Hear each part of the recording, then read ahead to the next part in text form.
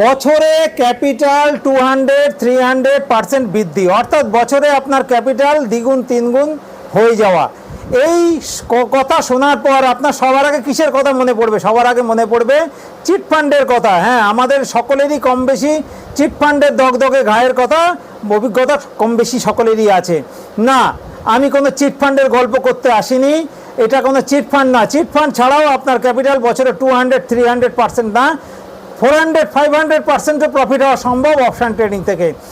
তো সেক্ষেত্রে আপনাকে অপশান ট্রেডিংয়ের বেসিক এবং অ্যাডভান্স ভালো করে শিখতে হবে এবং আপনার কাছে থাকতে হবে একটি আনকমন ভালো স্ট্র্যাটেজি, এবং সেই স্ট্র্যাটেজি আপনাকে ডিসিপ্লিনের সঙ্গে মেনটেন করতে হবে।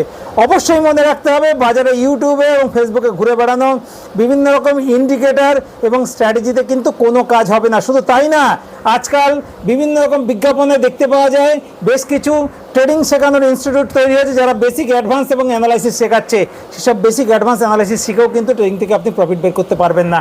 আপনাকে প্রফিট বের করতে হলে অবশ্যই ট্রেডিংয়ের বেসিক এবং অ্যাডভান্স তো শিখতেই হবে, তার সঙ্গে অবশ্যই থাকতে হবে আপনার কাছে একটি আনকমন ভালো স্ট্র্যাটেজি, এবং সেই স্ট্র্যাটেজি আপনাকে ডিসিপ্লিনের সঙ্গে অক্ষরে অক্ষরে মানতে হবে। তবেই আপনার ক্যাপিটাল বছরে 200-300% প্রফিট হওয়ার সম্ভাবনা আছে।